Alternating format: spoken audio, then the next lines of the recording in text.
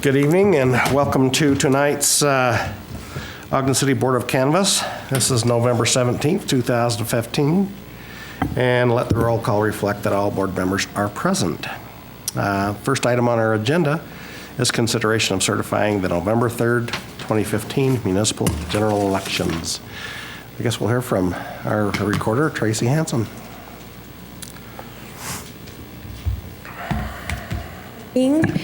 As you know, state code indicates that an election may be administered by vote by mail ballot, also known as an absentee ballot, and we took advantage of that using a hybrid method where we had 3 vote centers citywide. Ballots were mailed to all active voters approximately 30 days before the election, and they could come in and vote on a machine on election day if they chose to do that instead of submit their vote by mail ballot. We had an overall turnout of 37.35%, which was a big improvement from our primary election, and almost 3 times what our turnout was for the 2013 general election. The numbers highlighted in red, that was a mayoral election. We usually have a higher turnout those years. For some reason, 2007 was really big. We're not quite sure what happened that year or why, or how to recreate it. It probably wasn't good. Yeah, it's a trauma. In the mayor's race, Mike Caldwell received 6,642 votes. Sebastian Benitez, 1,694. Mike Caldwell will serve as mayor of Ogden City. In the Municipal Ward 2, Richard Heyer received 1,570 votes, 100% of that area. He will serve as representative for Municipal Ward 2. In Municipal Ward 4, Ben Nadolski received 2,113 votes. Daniel Gladwell, 1,512. Mr. Nadolski will serve as a representative for Municipal Ward 4. And at large C, Luis Lopez received 4,249. John Ogden, 3,954. Mr. Lopez will serve as the representative from the city at large. Just this summary of the ballots. There were 7.6% of the votes were on a machine at the polling location, so 637 votes. Out of that, 31 were provisionals, and 27 counted. 4 had no proof of residency, and after repeated phone calls and letters, there's a process. They did not provide that, so those votes were not counted.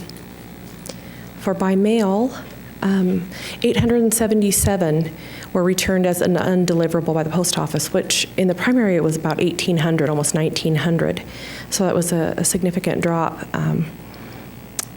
An update and clearing up of the addresses and updating that in the voter registration database. Weber County, Daniel Wade is in charge of that, and he did a lot of work on that. 149 ballots were not counted. These are the reasons why. There's empty envelopes. Somebody submitted their primary election ballot. In the time from the primary until the general, 3 people had passed away. No ID verification. They returned it after the deadline.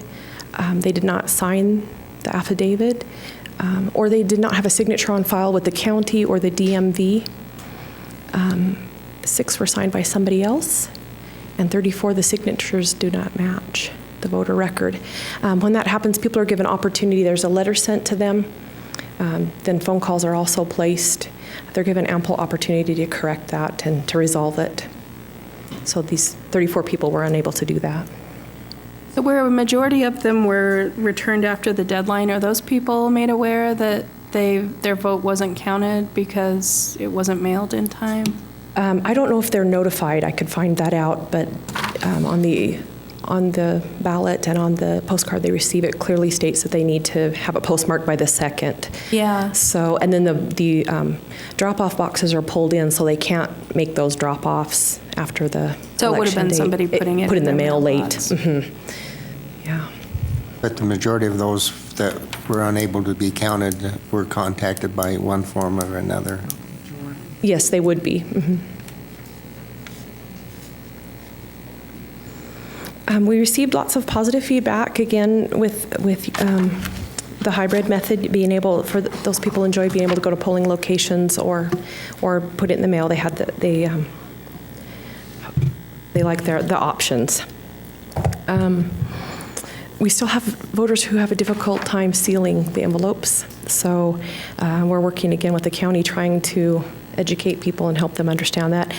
It doesn't affect the vote being counted, but it slows down the process for verification and for counting. One of the biggest areas of concern during the primary election was processing as many ballots as possible before the close of Election Day. In the primary election, there were approximately 1,200 ballots that were submitted on Election Day or received in the mail on Election Day that could not be counted. It just was not possible to get them counted before the close of that evening. So during the general election, we went out and picked up from the drop boxes at 3 separate occasions. And there's a whole process for sealing those envelopes and tracking them. So there's a, you could tell who had them in custody the whole time. So as a result of those efforts with the county and with the city, it was a partnership. There was only 260 ballots that had been received on Election Day that were not counted and reported by the end of the night. Those numbers are included in this canvas. But last time there was 1,200 votes sitting out there, and that's a pretty large amount of ballots. So we were pleased with that. This election, this round, the recorder's office had the opportunity to assist in processing the ballots. We went over and worked with the county and followed the whole process. We were each assigned to different areas and worked in those areas, and then we moved to different areas and worked in those areas. And it was really, it was a really good experience. It was very eye-opening. Questions that you had asked about secrecy and whether or not people could see who voted which way. I feel very confident that there are checks and balances in place to make sure that those things don't happen.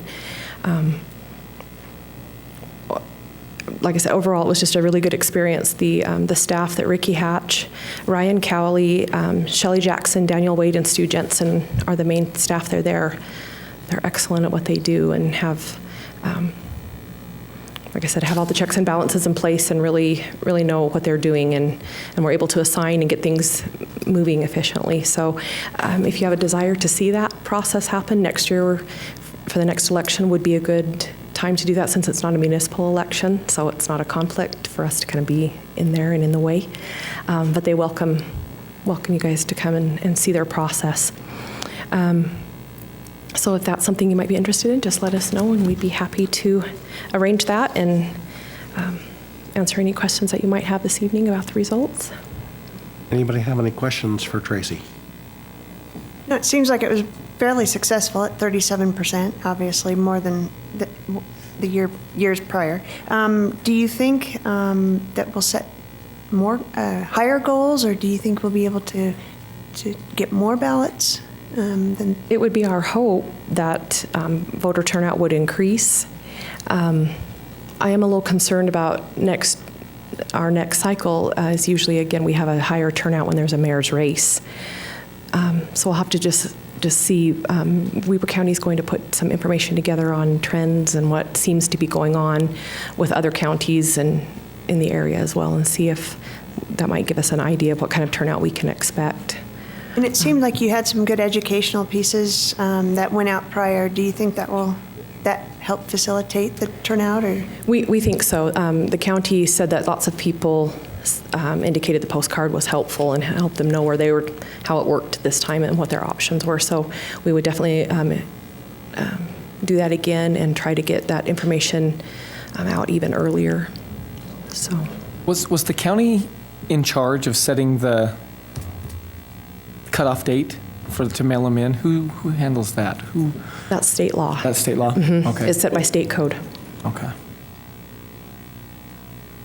And I mean, even like driving, to Salt Lake, you'd see billboards that would remind you for Salt Lake County elections that your ballots were due on the same day. So That's what I wondered. But I did, hear from somebody who thought that they needed to be postmarked by Election Day, and I ended up directing them to one of the boxes at the That was the bulk of the phone calls we receive on election day is, can I mail my ballot in today?